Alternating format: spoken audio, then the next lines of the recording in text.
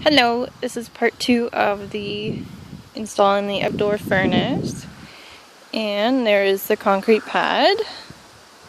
Get a closer view. Here is the back of it. See how that goes down.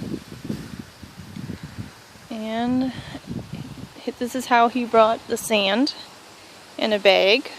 So that goes in the furnace. And then he came back today and he did the trenching. So it goes down the back, the way around, and up to that window.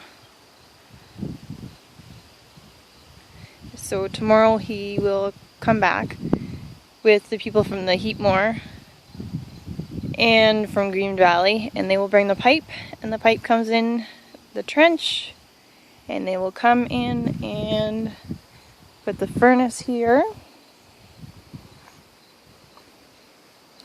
and hook it up inside.